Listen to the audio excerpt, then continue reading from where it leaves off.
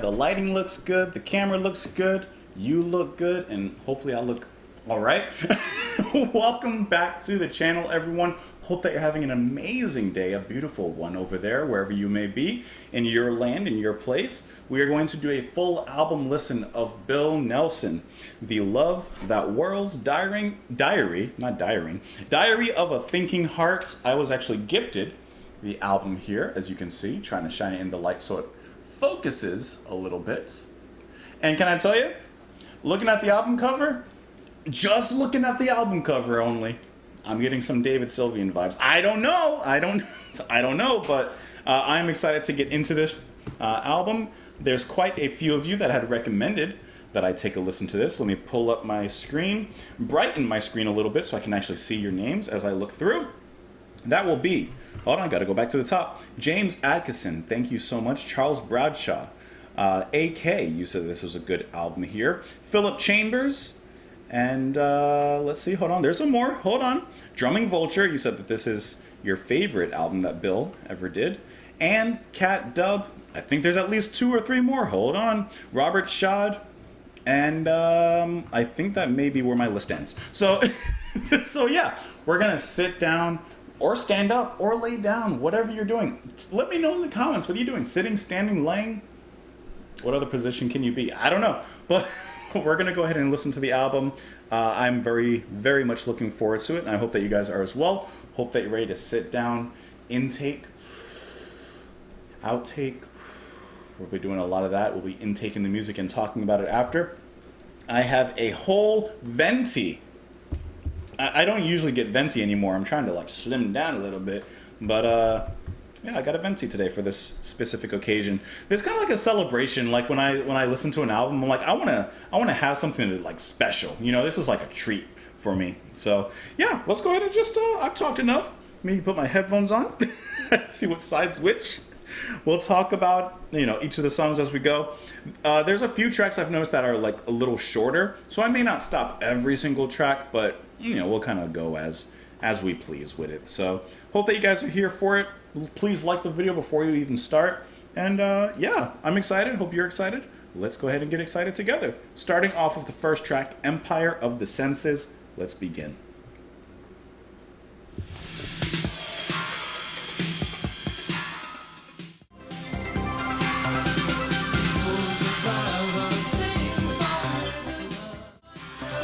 It reminds me of Yukihiro Takahashi a little bit. It's got a really interesting sound, like very unique. That's playful. It's got a slight islandy touch to it.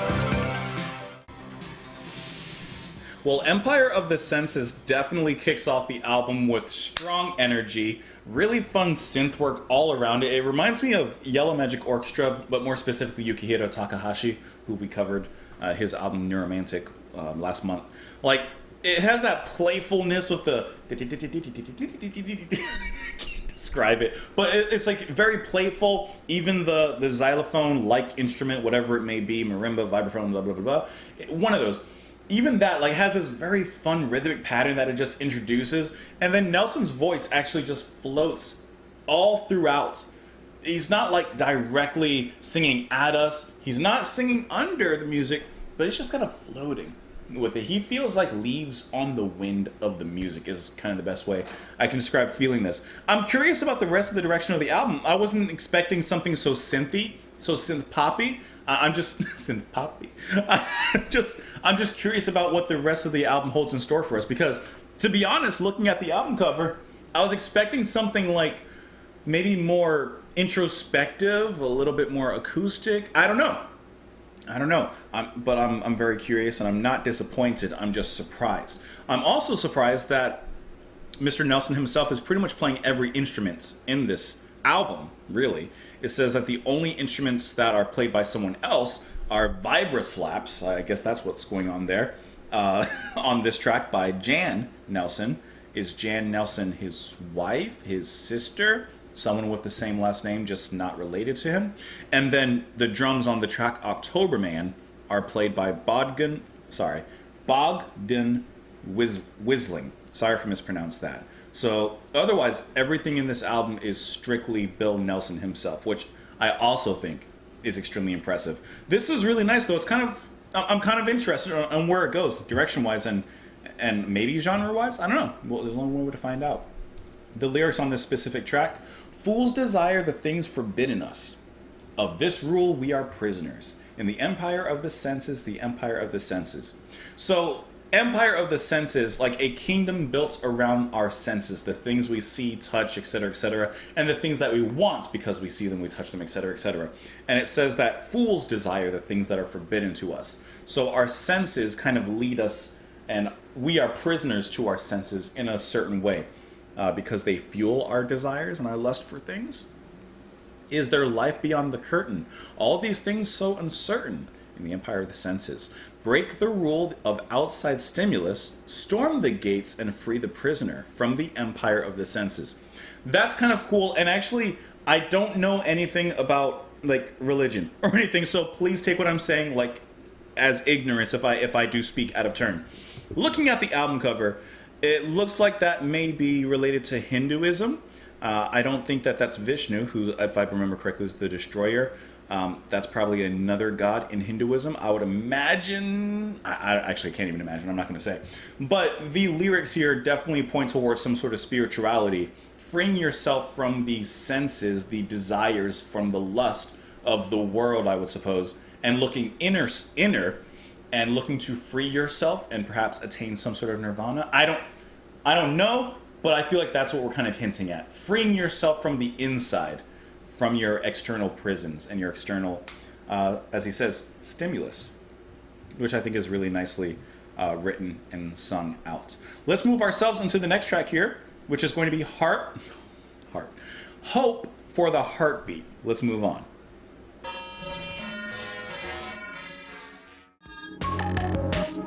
Kind of slaps a little bit. Sound effects too.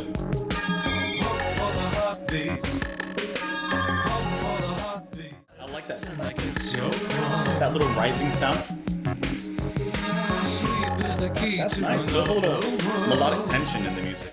I'm gonna let this track lead into the next one as well, which is Waiting for Voices, because it's only a minute and so long.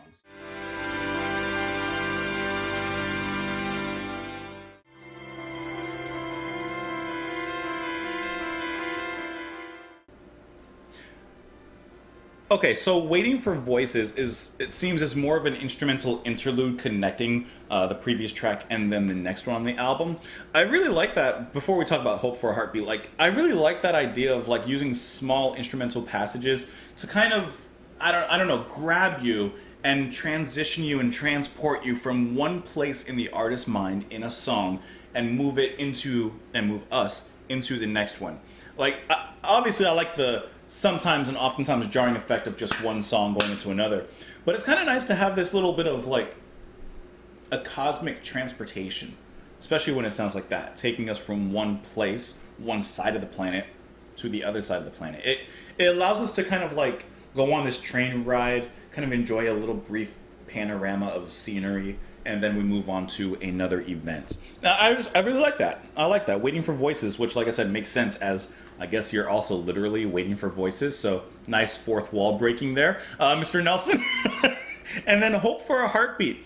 It's not dancey, but it does get your head nodding a little bit with its bouncy rhythm. Very, very catchy. And I like Nelson's like style of synth pop.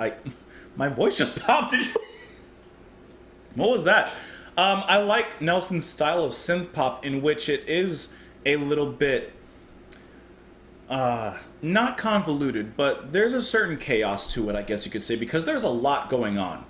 But there's also this really nice sleek and polished ability to make sure that it never becomes convoluted. It never becomes overly chaotic. It still maintains a certain smoothness throughout. For example, in Hope, you have the phone call sounds, the phone ringing sound effects, which I like how those are actually part of the music. Because you have one that's like played, I would assume, like kind of regular pitch, and then just a few seconds later, it's played again, but at a lower pitch. And it adds a musical side into a simple sound effect. And of course, in between and around, you have all these like beeps and sound effects and glitchy things going on, which I guess on one hand could be a little bit much, but I think it's executed so well by Nelson that it never feels like too much. It actually feels not like ambient, but it's a little bit relaxing, even though there is a bouncy, bubbly rhythm going on around the whole thing. So I just think that that's really nice, the balance that we've heard so far in the album, and I'm still very curious to see where the rest of it goes, especially with that little interlude we just had. So the lyrics for Hope, for a Heartbeat, or for the Heartbeat: kisses on wings or the lure of destiny, love over sex or lust over ecstasy, tender or brittle, take your chance, come to your senses, enter the trance, hope for the heartbeat. What does your heart beat for, and is there hope for it? Choose one, the soft or the brittle. Choose one. I like this. Here is a rumor I have heard, you believe in your past like a weeping bird. Well, here we stand on the naked edge, the view from here really takes my breath away. So kind of in the midst of that love, here we are right now, not weeping or crying about the past, we are here in the present. Let's stay here in the present. Girl with the mouth of microphone, you kiss my lips and I kiss your chrome. Sleep is the key to another world, the things I dream nearly blow my mind away.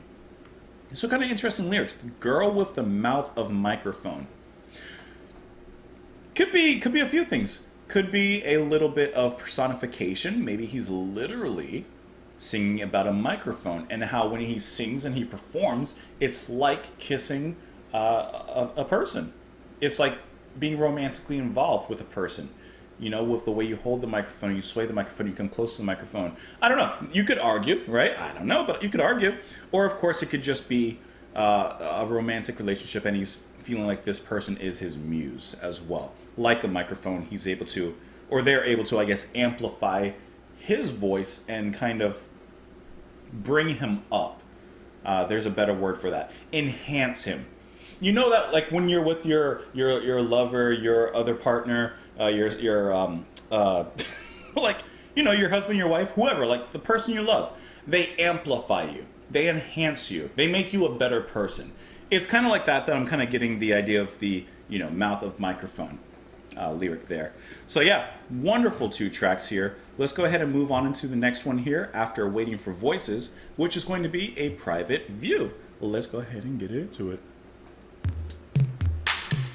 It's got some slap. Nice steady bass line. I've been coming to my own rescue.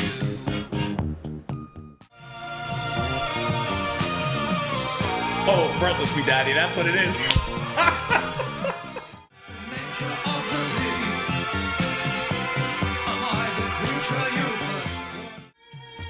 I like how the bass just hits on the every other note. Well. Okay, A Private View is, at this exact moment, my favorite track on the album. I love the steady bass line, that dun, dun, dun, dun, dun. And then at just one point during the track, it opens itself up wide and you hear that fretless go. Okay, it sounds like there's that one Indian instrument, Eastern Classical, that you always hear like alongside sitar and such, and I always forget the name of that instrument. I can't remember. I'm looking it up really quick just to see if I can find it. I know I'll recognize it when I see it, or maybe I won't. Is it tempura?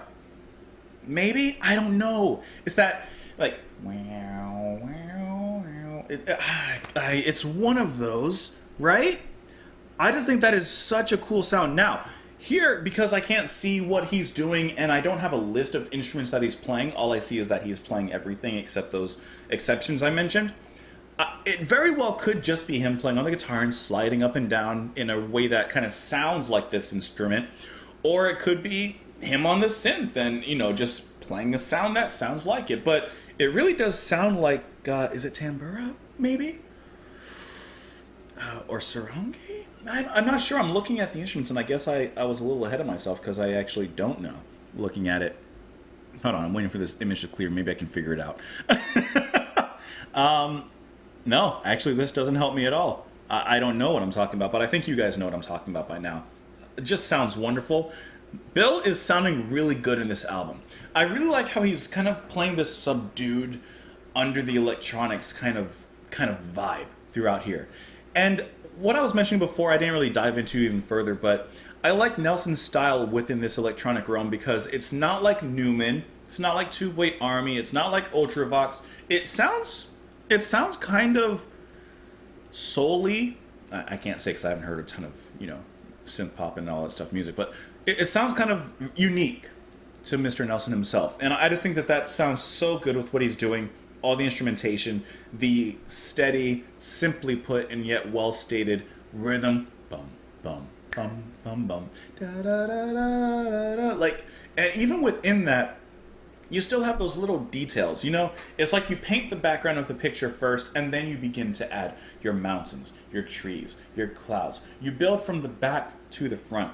And you can hear, obviously, the background, the rhythm, those main instruments, Bill's singing.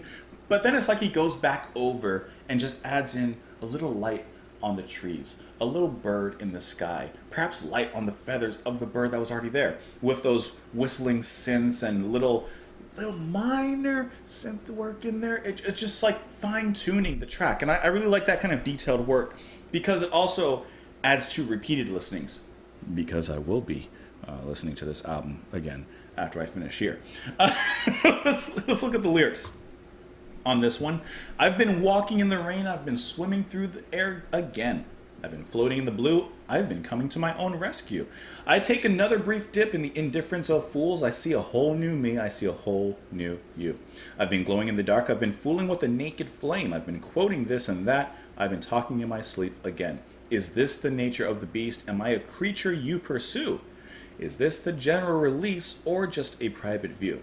Is this... I don't know exactly actually what he's talking about. But when he says that he's been floating in the blue and he's coming to his own rescue, no one else is there for him. He has to take matters into his own hand and in a sense rescue himself. Only he can save himself.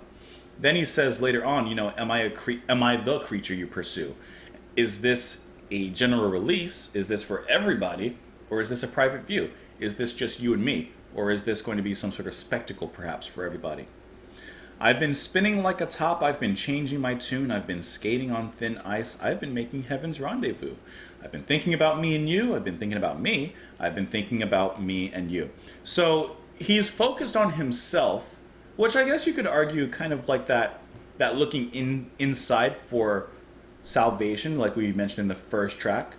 But at the same time, he wants some sort of relationship with this other person, so there's still this outward struggle. Whether that is for good or bad, who knows? But it does seem like, if not this album is a concept album, it does seem to at least have a strong thematic element between the outward pull of lust, perhaps, and the inward, I don't know, journey to peace and to something. Something. Listen, I don't always have all the words, but occasionally I have words. Let's go ahead and move on into the next track, which is going to be Eros Arriving. A little bit of love. Let's get it going.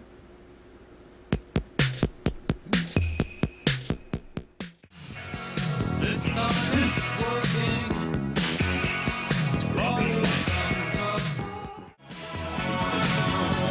This bass line kind of sounds disco-y, while the melody on top sounds a little bit like Asian inspired.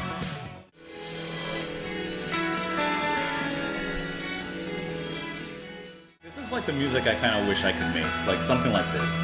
This is just like relaxing but engaging at the same time. It has something to say.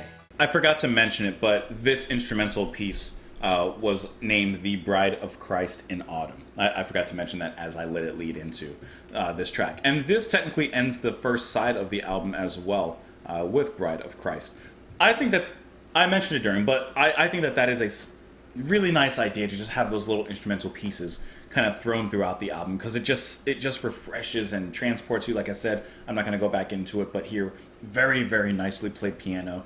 It brings you into this melancholic mood, but there's still some light in the shadow and the darkness. I just really like the way that it played. The winds of like that sound that was kind of happening like around. Like I think that sounds wonderful. That's a good closing for the first side of the album.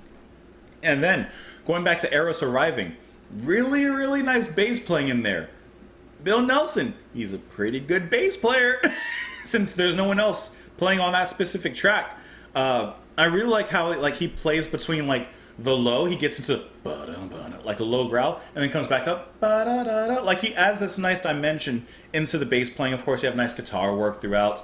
You have that melody that comes in almost like a chorus that sounds very Asian inspired. I guess you could, of course, point to the album cover as well for that. But I like how that kind of brings things up for a moment, and then it drops back down, and we get that really tasty bass playing. And you do have that in the chorus as well, which for a moment, it's just me, but for a moment it sounds a little bit disco-ish. I know it's not, I was listening, but there's a moment in there. I can't help what I'm reminded of and what I'm feeling. But I like how we go from something that sounds like a single on the radio and sounds kind of poppy into something like, you know, relaxing and not classical necessarily, but just like different. It's just a different side. And already on the first side of the album, we've gotten so many different sides of Bill Nelson here. Of course, all grounded in those synth roots, but very human and very grounded at the same time. The lyrics for this one, I had to pull it back. Eros Arriving. Curtains are closing over my windows, waiting for someone who knows where the time goes. Okay, Enya. This time it's working. Bodies uncover. Every moment belongs to another. Here without warning, the end of my tether. I watch from the doorway. Some things take over. It's kind of an ominous vibe in the lyrics here, huh? Curtains are closing, waiting for someone.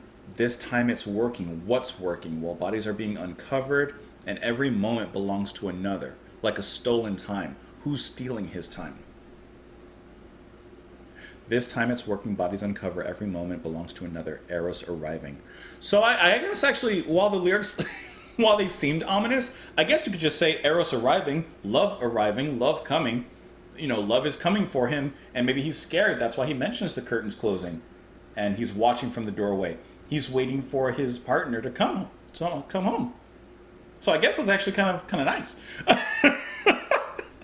You know, this time it's working. Bodies uncover. Every moment it belongs to one another, so they're sharing time with each other. Okay, it's actually a romantic and kind of sweet song. It just... When I first looked at the lyrics, I'm like, seems like a kind of paranoia kind of going on or something. Anyways, we are moving on into the second side of the album. I hope that you guys enjoyed the first side of the album. And hopefully if you're at this point already, if you will press the like button on the video, this the least you could do. You could subscribe if you haven't already. Like, that's it. There's nothing else. Let me know your favorite bug. So let me know your favorite bug if you've gotten to this point in the video. And I better not see a hissing cockroach in the comments, because ain't nobody liking a hissing cockroach. I'm going to go with the praying mantis for mine. Let's move into the next track here, which is going to be Flesh. Will we let those two go together with the next one? I got to find it first. No. And apparently, hold on, it's not Flesh, is it? Hold on. I think I got like two different editions of this album pulled up. Let me see what I actually have pulled up here. Okay, on my end it says Flesh, but if I'm looking at like the official, I guess, track listing, Flesh ain't on here. So I think I'm listening to a version that has like expanded stuff on it, which I just want to listen to the album as it should be. So I don't know if I should listen to Flesh. I guess why not? But there's a bunch of other tracks on here that actually aren't on the album now that I'm noticing. Let me listen. Because I know there's going to be back and forth on, you know, oh, just listen to it, listen to this. I want to stick with the official release. I don't want to listen to extra stuff at the moment, you know? So let me actually go to When Your Dream of Perfect Beauty Comes True. So that's, wow, there's two extra tracks in here. So let me go to that. Let's do that. Here we go.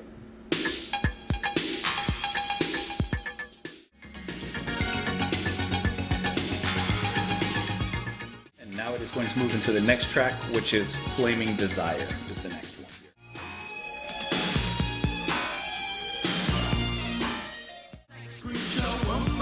Bowie. He sounds like Bowie. I don't know why I couldn't figure it out.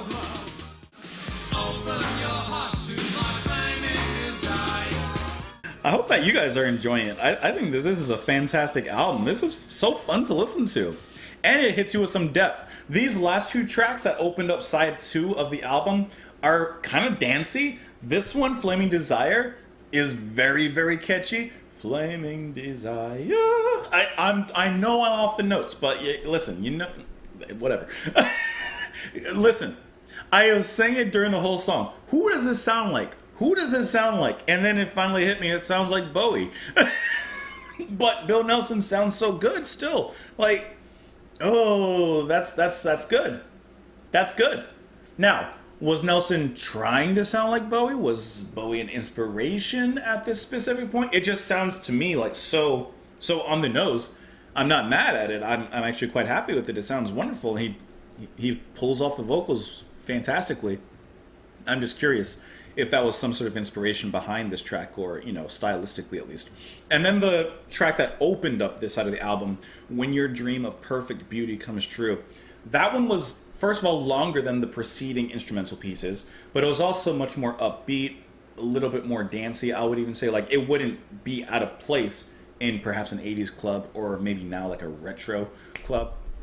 And I think that was a nice, energetic way of getting us back into this side of the album. Instead of going for something melancholic and slow building, while beautiful, like the ending of side 1, it kind of just like jumpstarts us. You know, just plug in your battery to you, and then don't do that. Don't put a car battery to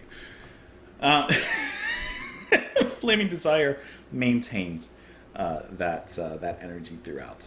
The lyrics for this one: flaming desire, open your heart to my flaming desire. Love turns to lust, ice to fire, open your heart to my flaming desire. It's straightforward. Open your heart to receiving my love. How quickly desire returns. I open your hand and the weapon still burns. Hold me and turn me in circles again. Dance in the space between pleasure and pain.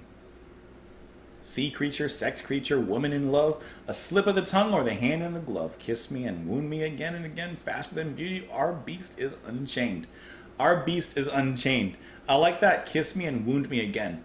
This is, I don't know if this is a healthy relationship, but, you know, love me, and then one of us gets hurt at that point. It kind of goes back and forth, but it's just that flaming desire, just that lust.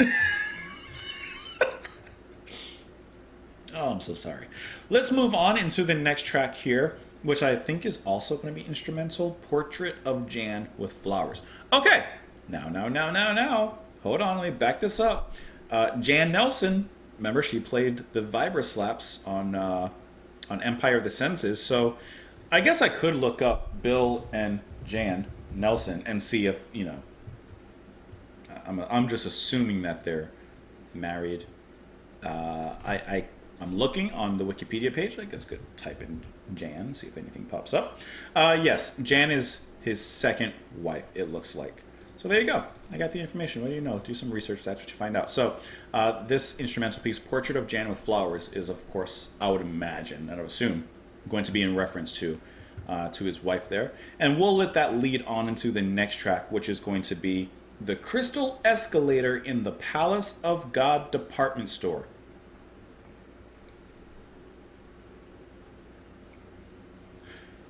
The Crystal Escalator in the Palace of God Department Store.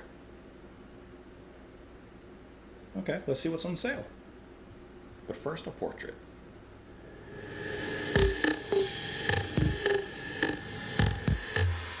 I love his piano playing.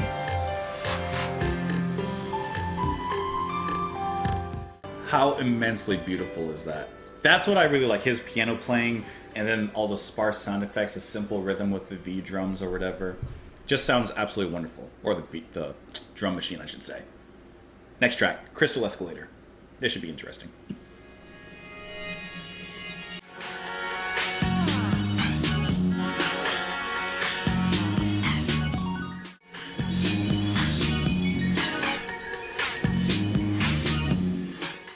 Oh, looks like I found my second favorite track on the album. Okay. The drums, the bass line, it's the simple things sometimes. It doesn't have to be something crazy or complicated or whatever. Like that steady, powerful bass line.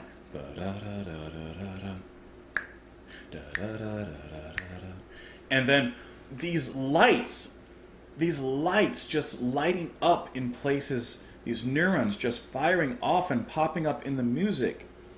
Nelson's soft singing in here. All of it just works. These little ignited, I don't know, trails of gunpowder that go off, but it's just like a little trail. It's like those little sparks. I can't go that high, but it's like I'm totally off. But it's just this little beautiful line of fireworks that pops in the sky of this music. Like it's just so beautiful.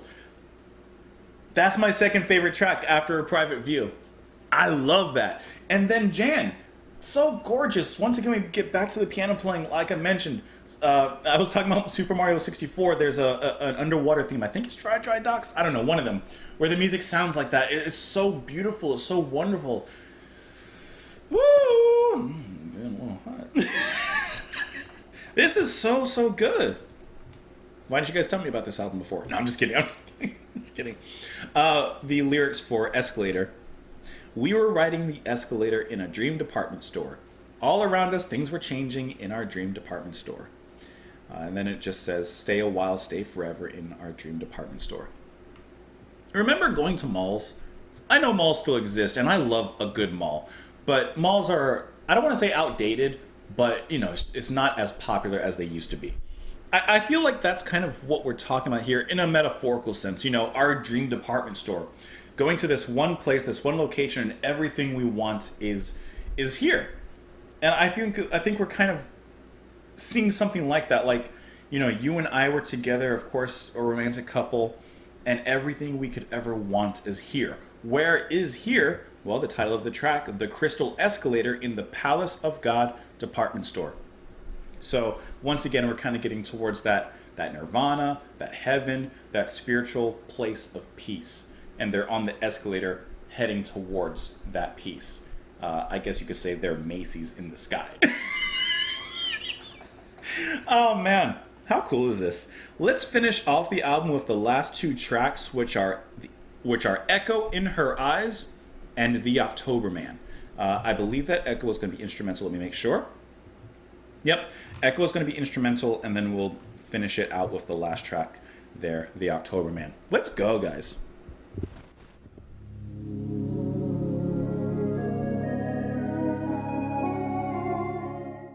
This is a calm before the storm, the final waves of the storm, penultimate track on the album. Sliding on the guitar.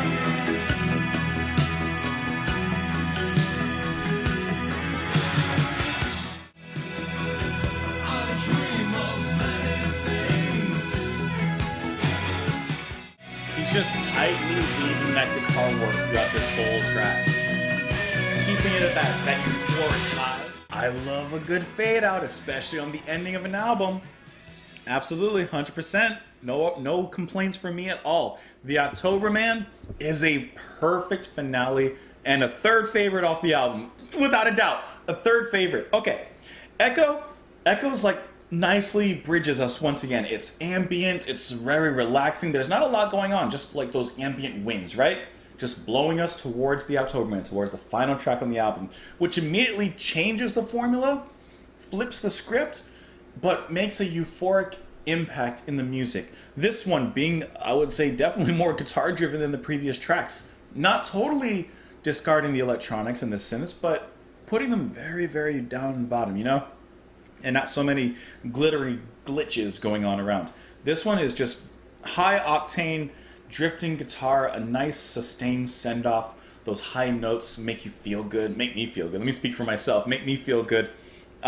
Just a wonderful send-off to the album. And like I said, changing things because this one, for the last track, becomes guitar-driven rather than synth-driven. So you would think, like, why change the formula this late in the game? And yet, breaking away from that mold excites and concludes kind of perfectly in the album and kind of showcases a lot of Nelson's strength in the songwriting and composition and, of course, the variety of his expression and what he's able to do with his art. And with those high guitar notes, they're just, but he's more like not leading, and he's not really soloing over the music.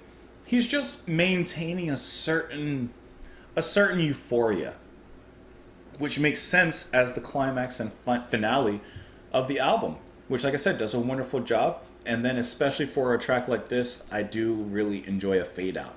Let those last remnants of the music just kind of sit with you for a while.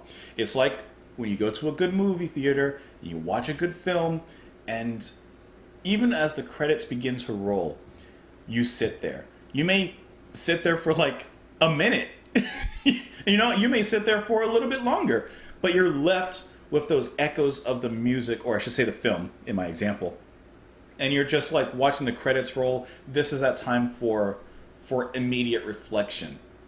And you don't want to like lose those feelings that you just experienced, right? You want that experience to last just a little bit longer. And that's why I like a good fade out in songs like this, where it's so great of a perfect finale. You just want to stick with it a little bit longer.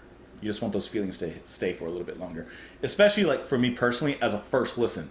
This is the first time I've experienced the whole album and this track. So I'll never get that first listen back. So this is my way of like settling into it, and I can feel that warmth in my chest from listening to that. Let's go into the lyrics here. I am the October man, I dream of many things, this is my desire. This melancholia, this lure of golden wings, isolation.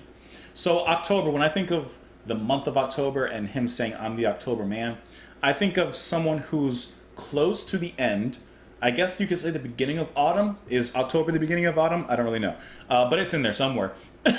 So not quite winter, not quite death, not quite cold, but getting there. Isolation, dreaming of things. What are you dreaming of? The lure of golden wings, dreaming of summer, of warmth's return, because warmth and summer has just left. It's just fading away. So already dreaming of its return. I am the October man, I live for no one, this is my damnation. I dream of many things, the rape of angels, transformation. The seasons change, dreaming of changing into something else. This odor of desire, these fumes of funeral fire, this is my celebration. Interesting. The odor of desire and the fumes of a funeral fire. Endings are his celebration. I am the October man, I dream of many things, this is my desire. That's such a wonderful way to wrap up the album, not only musically but also lyrically. It gives a lot to think about, and I would assume, looking into the psyche and the mind of Nelson himself, and perhaps what he's felt at this particular point in the recording of the album. Honestly, great album. I'm on Bill Nelson's website, and I do see something interesting here. Like I said, the track that I have, or the album I have here on Spotify, has a bunch of other tracks kind of like in between, and that's why I said I'm just going with the official original version and the track list that was presented there. It says that The Love That Whirls was initially released or issued on CD in 1986 and featured a remix of Hope for the Heartbeat in place of the vinyl version. It says that when the CD was issued in the US in 1989, fans were presented with an altered version of the album. So some other tracks were involved, some tracks were taken out. So I have on Spotify at least what's available there. It just put everything in there in kind of some random places, it seems, because even when I look at the track list on what I have on Spotify and the US CD release, even that's different. So that's why I just went with, the original. Whatever's there is what I'm going to listen to. Whatever was initially released when the album was released, the official version, Now, you do have some cool notes here. I like that I'm on Nelson's website itself, and he has some thoughts about the album, some things to explain to us. So let's kind of read some of this, huh? Let me explain the title. It's actually based on a fact rather than a poetic fantasy. It has two direct connections. The first is to the whirling dervishes. These are Sufi dancers who use the whirling dance as a form of prayer and worship, which they look so cool doing that. It is really impressive if you've ever seen them. They are taught to love everything, and their whirling dance is an expression of that love and a means of attaining divine ecstasy. Hence, the love that whirls. So there's actually a physical and literal meaning to that, which I think is great. Says, the other connection is to avant-garde filmmaker and occultist Kenneth Anger, who in 1949 made a film titled The Love That Whirls. The film was destroyed by the film processing laboratory, who took it upon themselves to judge the film obscene. So, this processing lab, I guess, saw the film, or maybe, I don't know, saw images of it or whatever, and they took it upon themselves to destroy the film. They said, nah, this is crazy. We ain't releasing this. So you see, these things are not just random words. They are connected to certain things that interest me and inform the mood of the album. That's really cool inspiration. And then he says here, ironically, October Man is one of the tracks from that album which has for me stood the test of time, in that I can still play it live today without feeling as disconnected from it as much as some of the bebop stuff makes me feel. It somehow escapes that 80s stylistic thing. Crystal Escalator, whilst different from the October Man and difficult to perform live, retains for me a space-age dub vibe, which I still can listen to without embarrassment. Isn't that funny how sometimes an artist or a musician grows out of their music? You know, I mean, it's like life. You know, you grow out of the person perhaps you were 10 years ago or so when you were younger and that kind of thing. It says, it conjures up in a certain Art Deco department store in Leeds that I was familiar with in the 1950s, and the escalators that seemed so magical to me as a child. And I mean, I don't know about you, but escalators are still kind of magical. Oh man, seriously, what a wonderful album this was. I'm so happy that I listened to this. I hope that you guys are happy that you listened to it. Don't be happy that I listened to it. Be happy that you listened to it, you know? Like I said, favorite tracks are easily October Man, Private View, and then Crystal Escalator. Just, Anyways, thank you, and another thank you for being here with me, for watching the video, for getting this far, for everything. Everything. I really appreciate it. You know, I don't know how long this video's gone on. I've been sitting here for a while, at least an hour, I'd assume. And you didn't have to be here. So I just appreciate you sitting down and listening to my ramblings and listening to some awesome music from Mr. Nelson. Thank you for the recommendation in listening to this. I hope that this was something you enjoyed, and maybe something that you'll dig into deeper on your own at some point.